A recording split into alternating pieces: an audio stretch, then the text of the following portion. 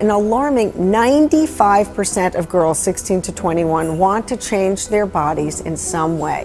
You know what? I always say that there is a better looking girl or guy always in the room. But it really is mainly women need to keep themselves up to look good for either a man or for whatever. It's just for, society. I am sick and tired of women hating their bodies. I hear that. Yeah. On television, there's a lot of pressure to stay thin being pregnant. And you're like, wait a minute, that's an oxymoron. That just doesn't exist. No matter what their weight is, children are detecting this message, whether they're on the very, very thin side or when they're a little bit heavier. It doesn't matter about what weight they are. Right. They just believe, I am gaining weight and therefore I am getting They are fat. The same people who are weighing themselves every day. They're the same people that are looking in their mirror and grabbing their thighs and saying, oh my goodness, I shouldn't have eaten X, Y, and Z. Right. So it's what you do, what you say, it's going to speak volume. Yeah. Don't you think that the media has a lot to do with image and body image especially? And it's not just,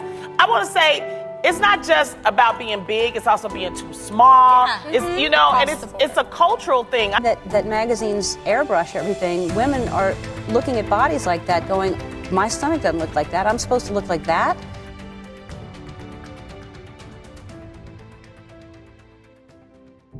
I'm Carrie Morrison, and I'm a part of the team that created this documentary.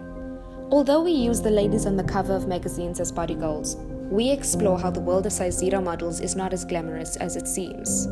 I met with former Miss Zimbabwe, Malaika Mashandu. She tells us about the modeling industry and the extremes she endured to maintain her look. A lot of people think it's a glamorous life, but I don't think a lot of models would be doing it if they weren't paid the 7 figures that they paid. Wow. It's really hard to keep a diet and to sacrifice.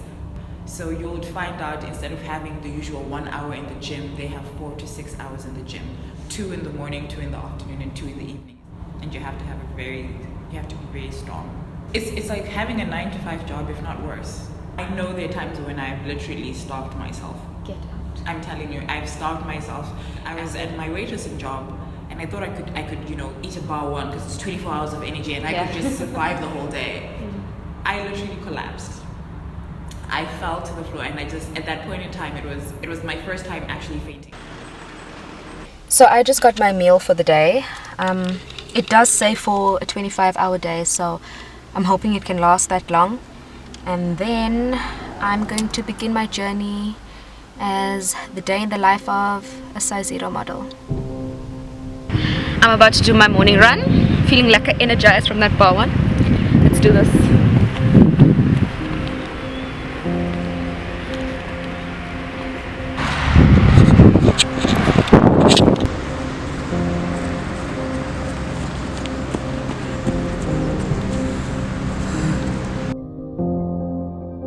Models generally have a jam-packed day. I'm heading to a modeling agency to see if I could sign up to be a part of it. And if not, I will be asking them to please explain why I can't join their agency. I'm eager to find out and understand what the requirements are to join and why they're only considering that specific look. The crew was not allowed to film inside the building. Bad news is what I expected, but to have a total stranger tell you everything that is wrong with you, especially physically, is quite heartbreaking. They started off by politely saying that I'm not what they're looking for. I was told about my body that is not in proportion and weight loss will definitely be required. One of the other major problems is my height. I needed to be a whopping 20 more centimeters taller than I am. So the answer was no. It was quite difficult to take all of that in. All that was going through my mind was how I'm going to fix the way I look. I honestly felt disgusted in myself and declared a state of emergency in my mind. I saw a reflection of myself and just had to observe all the bodily flaws that I have.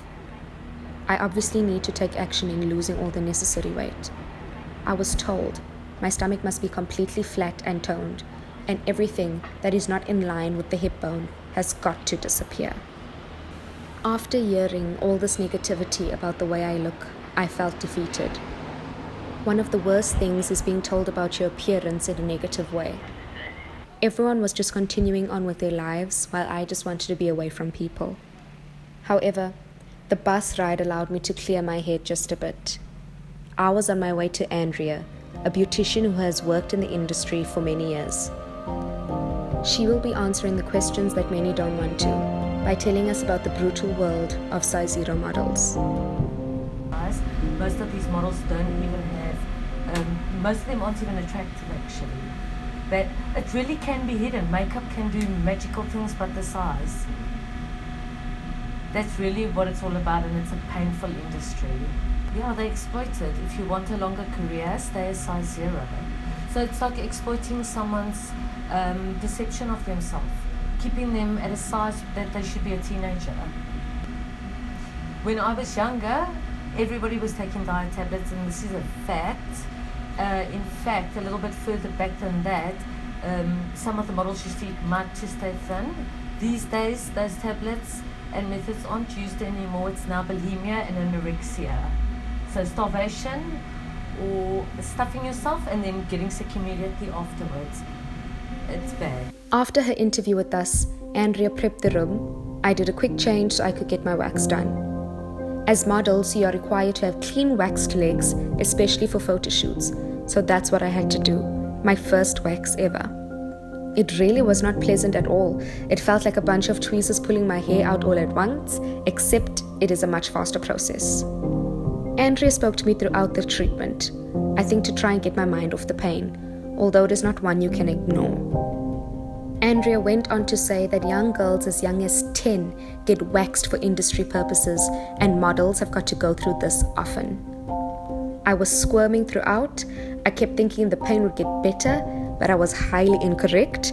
If anything, it got worse, and I give models kudos for doing this often. After admiring my clean, newly waxed legs, I was off to a photo shoot for my portfolio shots.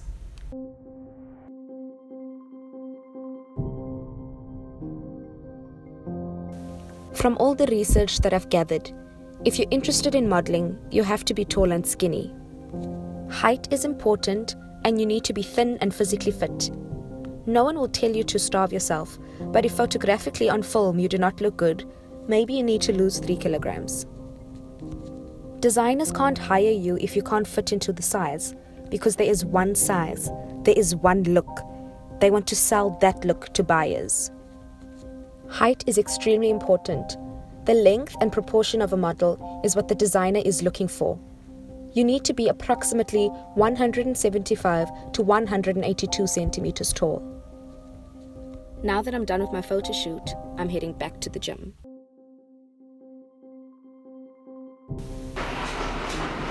I'm not someone who pushes myself daily to go to the gym, but if I have time, I will go for like an hour or so, because I've always been told an hour is all you need. If it was not for the crew and me being on camera, I probably would have thrown in the towel. No pun intended.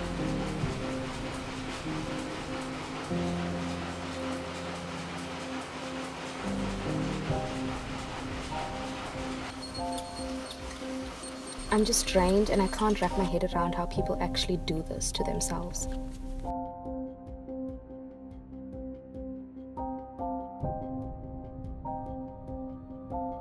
Later, I met with 2 of UCT's socialites, Oyama and Giani. I will be getting Oyama's opinion on being healthy and what it's like being a plus-size model. After such a hectic day, I believe this will be a refreshing conversation to have with 2 ladies who work towards getting people to accept the way they look and embracing your beauty. After the crazy day I had with all that I had to endure, I was definitely in a position to hear something that would give me a boost of confidence. These ladies are all about uniting women, and they encourage self-love. It was this thing of being a bigger girl, and for me it was something so stupid that actually started the whole weight loss thing. For me it was a simple comment of a guy. A guy said, he spoke to his girlfriend about me, and I think she had some form of insecurity, and then he was like, oh, but babe, she's not even sex material. I think after that, I was like, if he's the one person thinking like this, surely the whole university thinks the same. I need to get my life, and I need to start running. I started running, eating properly. I went ham on it, and I was like, I can't be that girl. This the girl who always you ask me for my friend's number. You ask my friend's name. You never ask me. I'm never the person you're like, oh, Giani, I love you. As a friend, you're like my mate. Like, I'm never the one person like, oh, she's so hot. Oh, she is, you know.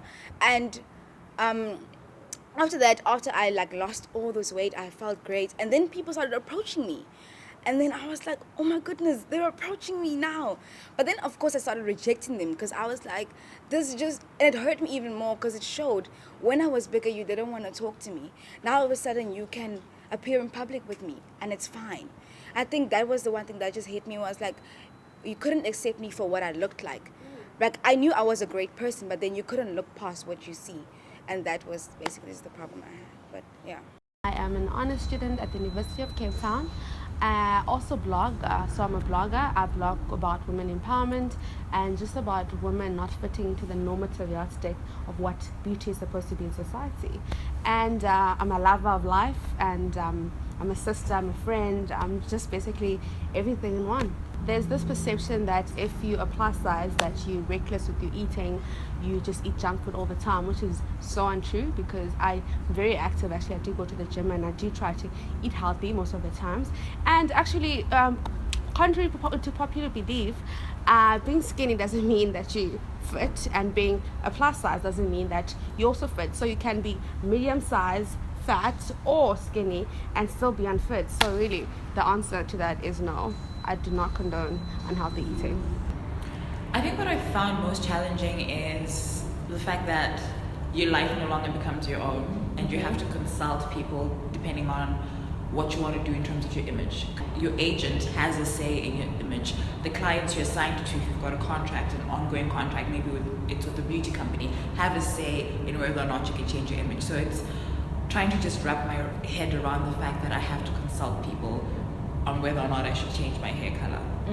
Well, I think with every other job, because it's about physical attributes, you have to live a healthy lifestyle, otherwise your skin will start breaking out, you get fat in the wrong places, and a whole lot of other things. So it's, for me, an African girl, I love my food, and generally African girls have got thick bones, so I had to become a herbivore for some time and just kind of eat very healthy and exercise a lot.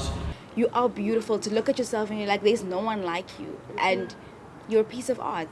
That's it. Yeah, the other thing is just surrounding yourself with people who give you positive energy, gives you positive vibe. Like, I hype her, she hypes me. Like, girl, you look good. No matter what you look like. And you know that they mean it. That's just like so beautiful. There's something so beautiful about that. And a lot of times we as girls just bash each other a lot of times and say negative stuff towards each other. The best thing you can do to yourself is literally just have a good circle. Definitely. Yeah. A perfect woman. Of course, there is a perfect woman. But I think it's not a generic one. The perfect woman for me would not be the perfect woman for you, but I feel as if there is that one person you can look at and think, gosh, they encompass everything that I emulate to be. So there isn't a generic one, but there's one for a specific person at a time. Research has shown that South African women are influenced by Western cultures and their media portrayed images. For many years, women have been seen as the inferior sex. At this very moment, our young SA women are being targeted and murdered. We as women need to stop putting ourselves down or disliking each other because of the way we look. Instead, we should unite. This journey has made me realize that you cannot be anyone else but yourself. Why would you want to look like someone else when you can be your own unique beauty? We are all different, and that's what makes us stand out. My message to all women is to embrace your unique look and know that you are beautiful.